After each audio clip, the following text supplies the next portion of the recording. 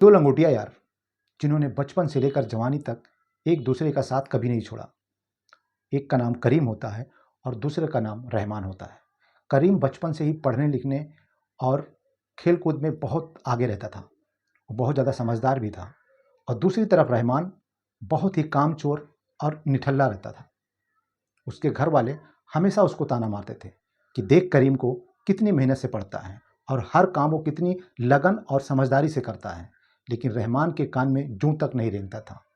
जब दोनों की शादी होने का टाइम आता है तो करीम अपने माँ बाप की पसंद से शादी कर लेता है और वहीं दूसरी तरफ रहमान उसको खुद की पसंद की लड़की चाहिए थी। उसने लव मैरिज किया और करीम ने अपने माँ बाप की पसंद से शादी कर ली। करीम की शादी हो जाती है, 4-6 महीने अपने घर पे बिताता है। उसके बाद वो किसी तरीके से वीजे का जुगाड़ करके दुबई चला जाता है और दुबई जाने के बाद लगभग 5 साल वो दुबई में रहता है। और दुबई के 5 साल के आने के बाद उस गांव में करीम जैसा कोई नहीं रहता, क्योंकि करीम ने इन 5 सालों में जितना रुपया कमा लिया था उस गांव में उतना रुपया किसी के पास नहीं था। करीम जब गांव में आता है तो उसकी ठाट बाट देखकर लोग उसकी तारीफ करते हैं और बोलते हैं कि करीम जैसा बचपन से था, उसने अपना जलवा दिखा दिया। और इस जलवे को देखकर रहमान जलने लगा था। रहमान एक रात अपनी बीबी के साथ रंगरलिया मना रहा था। तभी रहमान के शैतानी दिमाग में एक ख्याल आता है कि क्यों ना करीम के पैसों के साथ कुछ छेड़छाड़ किया जाए। वो अपनी बीबी से एक आइडिया बताता है। अपनी बीबी को बताता है कि क्या तुम मेरे दोस्त करीम के साथ अपना अफेयर चला सकती हो। रहमान की बीबी उठकर बैठ जाती है और बोलती, तुमको क्या लगता है कि मैं तुम्हारी गरीबी से परेशान हूँ? क्या तुम मेरा इम्तिहान लेना चाहते हो? रहमान बोलता है, ऐसा कुछ नहीं, जो मैं बोल रहा हूँ वो तुम ध्यान से सुनो। अगर तुमने झूठे प्यार के चक्कर में करीम को फंसा लिया तो उसके पास जितना पैसा है वो सच में तुम्हारे पास बहुत ज़्यादा पैसा लुटाएगा और उस पैसे से हम दोनों ऐश की ज़िंदगी जी सकते हैं। बहुत मनाने के बाद रहमान ने अपनी बीबी को आखिरकार मना ही लिया। एक दिन वो भी आता है जब करीम दुबई से आता है और रहमान से उसके घर पे आकर मिलने के लिए आता है। करीम जब रहमान के घर पे मिलने आता है तो दोनों की बहुत सारी बातें होती हैं। करीम अपने दोस्त रहमान को समझाता है, क्या भाई, तुम कब तक ऐसी गरीबी की ज़िंदगी जियोगे? क्यों ना तुम मेरे साथ दुबई चलो, मैं भी तुमको पैसा कमाने का ज़रिया बता दूं और तुम भी अपनी ज़िंदगी सुधार सकते हो। लेकिन रहमान अपनी बीबी को छोड़ने के लिए तैयार नहीं था। वो अपनी बीबी से बेइंतहा मोहब्बत करता था और वो चाहता था कि सब कुछ हमको यहीं पर मिल जाए। लेकिन दोस्तों, बिना मेहनत और बिना त्याग के ज़िंदगी में कुछ हासिल नहीं होता। रहमान जब अपने दोस्त करीम की ठाट बाट को देखता था तो उसके दिल में सिरहन सी होती थी। वो चाहता था कि बिना कुछ किए हमारे पास इसके जैसा पैसा आ जाए। जब उसने अपनी बीबी को ये सारी बातें बताई तो उसकी बीबी भी तैयार हो गई। उसको लगा कि जब हमारा शौहर ही ऐसा करने के लिए तैयार है तो हमको क्या गर्ज। रहमान की बीबी रीना इस काम के लिए तैयार हो जाती है। लेकिन जब अगली बार करीम उसके घर पे मिलने आता है तो जिस तरीके से व्यवहार रीना पहले करीम के साथ करती थी, अब वो उसका बिल्कुल उल्टा करती थी। करीम रहमान से 2 साल बड़ा था और इससे पहले भी जब करीम रहमान से मिलने आता था तो रीना उसके सामने सर पे दुपट्टा लेकर जाया करती थी। कभी उसके सामने खुलकर बातें भी नहीं की, बस दुआ सलाम करती थी और अपने काम में लग जाती थी। लेकिन इस बार जब करीम उसके घर पे आया तो दुपट्टा उसके कंधे पर था और चाय का प्याला लेकर वो करीम के सामने आकर बैठ जाती है सोफे पर। करीम ये सब देखकर हैरान तो था, लेकिन उसको ऐसा कुछ नहीं लगा कि रीना मेरे साथ ऐसा क्या करने वाली है। रीना हंसते हुए करीम से हालचाल पूछती है और बहुत सारी बातें करने की कोशिश करती है। जैसा कि पहले करीम रहमान से बात करके वहाँ से निकल जाता था, आज रीना की बातों को सुनकर उसने रहमान के घर पे कुछ ज़्यादा ही टाइम दे दिया। करीम बहुत सारी बातें करने के बाद वहाँ से चला जाता है और फिर आने का वादा करता है। ठीक 2 दिन बाद करीम एक बार फिर घर पे आता है और रहमान से मुलाकात करने के लिए जब घर पे आता है तो घर पे रहमान नहीं था, सिर्फ रीना थी। रीना से रहमान के बारे में पूछता है तो रीना करीम को बोलती है, करीम भाई, क्या सिर्फ आपको अपने दोस्त से ही रिश्ता रखना है? मैं तुम्हारी कोई नहीं लगती? करीम ये सवाल सुनकर हैरान हो जाता है और रीना से बोलता है, नहीं भाभी, मैं तो आपको उतना ही जानता हूँ जितना रहमान को मानता हूँ। आपको इस दशा में देखकर मुझे बहुत तकलीफ होती है। मैं चाहता हूँ कि रहमान भी मेरे साथ चले, मैं भी उसको जॉब पे लगवा दूंगा और तुम्हारी ये जो दुर्दशा है ये खत्म हो जाएगी।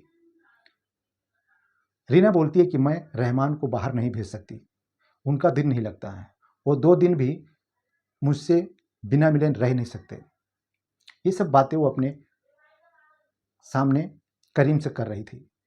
करीम हंस रहा था और रीना की बातों को सुन रहा था।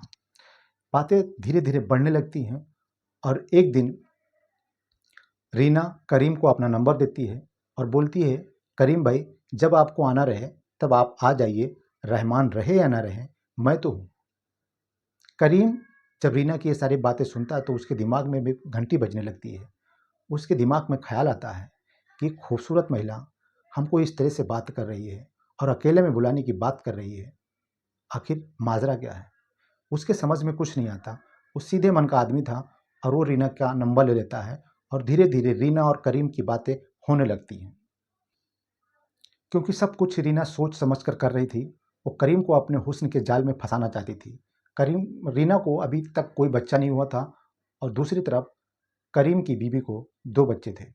रीना शादी को 6 साल हो गया था लेकिन अभी तक रहमान और रीना को कोई बच्चा नहीं था। उसकी जवानी अभी तक वैसे ही थी जैसे वो शादी करके आई थी। अक्सर रहमान करीम के सामने अपनी बीवी की तारीफ करता और उसके हुस्न के जलवे बिखेरा करता था। करीम सुनता और हंस देता, लेकिन उसको क्या पता था कि रहमान किस नज़र से अपनी बीवी की तारीफ अपने दोस्त के सामने कर रहा है। जब रीना और करीम की दोस्ती बढ़ जाती है तो ये दोनों आपस में बात करते करते कभी कभी करीम उसके घर पे अकेला भी आ जाता था। लेकिन जब नज़दीकियाँ बढ़ी तो इन दोनों में शारीरिक संबंध भी बनने लगे। रहमान यही तो चाहता था और जब रहमान का ये ख्वाहिश पूरा होता दिखा तो उसने एक रात अपने कमरे में मोबाइल को अच्छी जगह पे सेट करके रख दिया और अपनी बीवी को बता दिया कि आज जो तुम लोग करोगे वो सब कुछ इस मोबाइल में रिकॉर्ड हो जाएगा और हम अच्छी तरीके से करीम को लूट सकते हैं। वीडियो रिकॉर्ड हो गया। करीम और रीना एक दूसरे के साथ फिजिकल रिलेशनशिप में भी आ जाते हैं। जब रिश्ता आगे बढ़ा तो हर बार ऐसा ही होता था। रहमान ने एक बार उसका वीडियो बना लिया और बार बार वो करीम को ऐसी धमकी देने की सोचता था, लेकिन अभी तक वो वीडियो दिखाकर धमकी देने का टाइम नहीं आया था। रीना और करीम अच्छे से मिलने लगे थे। जब जब रीना को किसी चीज़ की ज़रूरत होती तो करीम उसको ला कर दे देता। प्यार परवान चढ़ता है और ये दोनों की दीवानगी बहुत ज़्यादा बढ़ जाती है। धीरे धीरे जब भी करीम दुबई जाता तो वहाँ से बहुत सारे सामान लाकर रीना को देता और वहाँ से हर रात वो रीना को फ़ोन करके बातें करता। और इधर रीना अपने हस्बैंड रहमान के सामने ही करीम से अच्छी अच्छी मज़ेदार रसीली बातें करती। रहमान को जैसे सब कुछ बुरा ही नहीं लग रहा था, उसको तो सिर्फ पैसा चाहिए था। और जब जब रीना पैसे का डिमांड करती करीम वहाँ से रीना के अकाउंट में पैसे भी लगा दिया करता था। जब करीम रीना से के साथ जुड़ जाता है तो अपनी बीवी बच्चे और अपनी फैमिली पे ध्यान देना कम कर देता है। लेकिन एक दिन रीना को एहसास हो जाता है कि वो करीम के साथ गलत कर रही है। एक बार जब रहमान के पास पैसे कम पड़ जाते हैं तो रीना से बोलता है कि तुम दुबई फ़ोन करो और करीम से कुछ पैसे मंगा लो।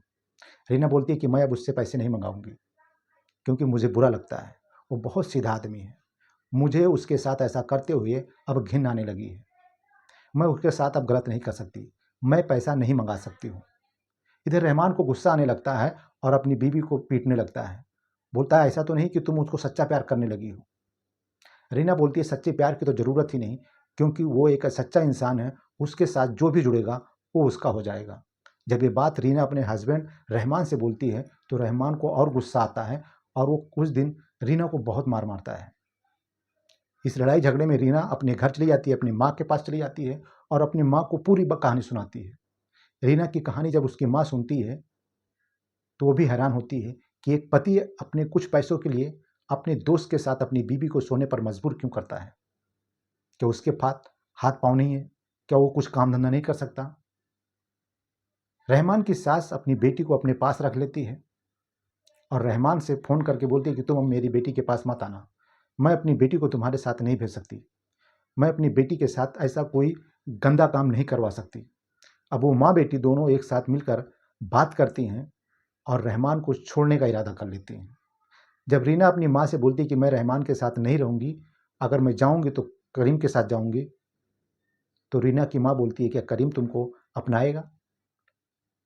उधर करीम रीना के प्यार में एकदम दीवाना हो चुका था। वो अपने बीवी बच्चों पे बिल्कुल ध्यान नहीं देता था और जब जब फ़ोन करता वो सिर्फ रीना के पास फ़ोन करता।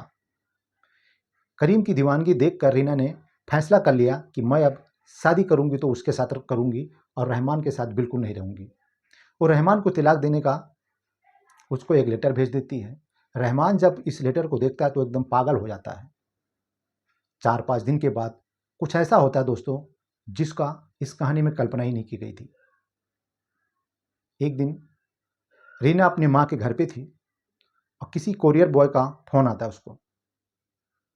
रीना को लगता है कि शायद करीम ने हमारे लिए कोई तोहफा भेजा हो, कोई गिफ्ट भेजी हो। जैसे वो दरवाजे पर जाकर खड़ी होती है तो एक कोरियर बॉय का जो लिबास था, जो लड़का पहन कर आया था, जैसे रीना बाहर दरवाजे पे निकलती है उसके सीने पे कई गोलियां मार देकर निकल जाता है। कौन था, रीना को किसने मारा और मारने वाला कौन था, ये सब किसी को पता नहीं चलता। रीना की माँ को अपने दामाद रहमान पे शक था। वो सीधा पुलिस स्टेशन जाती है। रीना की ज़िंदगी तो वहीं पे ख़त्म हो चुकी थी, लेकिन रीना की माँ सीधा पुलिस वालों को फ़ोन करती है और जब पुलिस वहाँ पर पहुँचती है, रीना की माँ से पूछती है कि तुमको किसी के ऊपर शक है क्या? तो रीना की माँ जो है वो सीधा अपने दामाद के ऊपर शक करती है और सीधा उसका नाम लेकर पुलिस वाले के साथ में कंप्लेन कर देती है। लेकिन पुलिस वाले जब रहमान की कॉल डिटेल खंगालते हैं तो रहमान उस दिन वहाँ पे नहीं था, वो आसपास भी नहीं था। रहमान को समझ में नहीं आता कि रीना को मारा तो मारा किसने, क्योंकि करीम भी रीना को बहुत प्यार करता था और इधर रहमान भी पैसे के लिए थोड़ा बिगड़ गया था, लेकिन वो चाहता तो रीमा को बहुत ज़्यादा था। अब बात रीना के कत्ल की आती है कि आखिर इसका कत्ल किसने किया। जब कॉल डिटेल निकाली जाती है तो रहमान की सास से पूछा जाता है कि तुम्हारा दामाद क्या करता है। तो रीना की माँ बोलती है, यानी कि रहमान की सास बोलती है कि मेरा दामाद एकदम निठल्ला है, वो कुछ नहीं करता। जैसे ही बात रीना की माँ पुलिस वालों से बोलती है तो पुलिस हरकत में आ जाती है और बोलती है कि जब तुम्हारा दामाद कुछ करता नहीं, एकदम निठल्ला है, कोई काम धंधा नहीं करता, तो तुम्हारे बेटी इतने ठाट बाट से कैसे रहती थी। फिर रीना की मोबाइल का डिटेल निकाला जाता है तो पता चलता है कि करीम नाम का शख्स इस नंबर पे हर दिन कई कई घंटों तक बात करता है। पुलिस करीम के बारे में छानबीन करती है तो करीम भी उसी शहर में रहने वाला था। उसकी फैमिली से पूछताछ की जाती है तो पता चलता है कि वो दुबई में है। अब करीम तो आकर रीना का मर्डर कर नहीं सकता था और करीम करेगा ही क्यों, क्योंकि वो रीमा को बहुत प्यार करता था, वो उसके लिए अपनी जान देने के लिए तैयार रहता था। अब सस्पेंस ये था कि अगर रीना का कत्ल किया तो किया किसने। पुलिस अपनी तहकीकात में जुड़ी रहती है और एक दिन करीम के घर से ही एक क्लू मिल जाता है। कहानी यहाँ पे मोड़ ले लेती है दोस्तों। करीम का जो छोटा भाई था वो रीना और करीम के रिश्ते को समझ चुका था, जान चुका था। उसको न जाने कैसे पता चल चुका था कि करीम और रीना का अफेयर चालू है और करीम इसीलिए अपने बीवी बच्चों और अपने माँ बाप भाई पे ध्यान नहीं देता। जितना भी पैसा आता था वो सब रीना के अकाउंट में आता था। इसी बात को सोचकर करीम का छोटा भाई गुस्से में आकर कोरियर बॉय बनकर रीना को कॉल करता है और जब रीना दरवाजे से बाहर निकलती है तो उसको गोली मार देता है। इस कहानी में एक लालच, एक शौक, एक जबरदस्ती प्यार का षड्यंत्र रचने के चक्कर में किसी की जान चली जाती है और कई जिंदगियां बर्बाद हो जाती हैं। रहमान का लालच कितने घर की जिंदगियां, कितने लोगों की जिंदगियां बर्बाद कर दिया। दोस्तों, पैसा कमाने का बहुत सारे तरीके हैं, लेकिन कुछ लोग होते हैं जो इस समाज में करना कुछ नहीं चाहते। पैसा उनके पास बहुत आना चाहिए, जब मेहनत करोगे तभी पैसा आएगा। तो दोस्तों करीम जब इस बात को सुनता है तो सीधा दुबई आता है, दुबई से इंडिया आता है और अपने भाई के नाम कंप्लेन करता है और वो कुछ नहीं छिपाता, वो सब कुछ साफ साफ पुलिस वालों को बता देता है। बोलता है कि हाँ, मेरा दोस्त जो बचपन का था उसकी बीवी के साथ मेरे नाजायज़ संबंध हो गए थे। अब वो एक गलती थी या जानबूझकर था मुझे तो नहीं पता, लेकिन वो महिला गलत नहीं थी। उसने मेरे साथ जब जब जो जो किया बहुत ही वफादारी के साथ किया, लेकिन कुछ दिनों से उसका बर्ताव अलग हो गया था। जब भी मैं उसको कुछ देने के लिए बोलता तो वो मना करने लगी थी। ना जाने क्यों मुझे कुछ अजीब सा लग रहा था और मेरे से बात करने के लिए भी कतराने लगी थी। लेकिन एक दिन ऐसा अचानक उसका फ़ोन आता है और वो मेरे से शादी करने के लिए बोलती है। मैंने उसको ढांढस भी बताया कि इस बार मैं जब गांव आऊँगा तो तुमसे शादी करूँगा, तुम मेरी बीबी के साथ रह जाना, हम दोनों को रख लेंगे, क्योंकि उसके पास पैसे की कोई कमी नहीं थी। लेकिन जाने अनजाने में करीम के भाई ने रीना की जान ले ली अपने भाभी और भतीजों की ज़िंदगी के चक्कर में। तो दोस्तों ये कहानी सुनाने का उद्देश्य किसी को बदनाम करना नहीं, किसी को हैरान करना नहीं है। ये कहानी सुनाने का उद्देश्य सिर्फ और सिर्फ आपको सतर्क और सावधान करना है।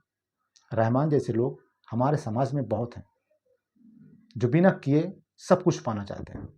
तो इस कहानी से सीखने की ज़रूरत है। हमको रहमान जैसा नहीं बनना है, हमको करीम जैसा नहीं बनना है, हमको अपने सच्चे और मेहनत के सहारे अपनी ज़िंदगी काटना है। तो दोस्तों ये कहानी अच्छी लगी तो प्लीज़ इस कहानी को लाइक ज़रूर करें और मेरे चैनल पे नए तो चैनल को सब्सक्राइब जरूर कर लें, क्योंकि मैं ऐसी ही खूबसूरत कहानियाँ आप लोगों को सुनाता रहूँगा। तब तक के लिए अपना ख्याल रखें। मिलता हूँ एक नई स्टोरी के साथ।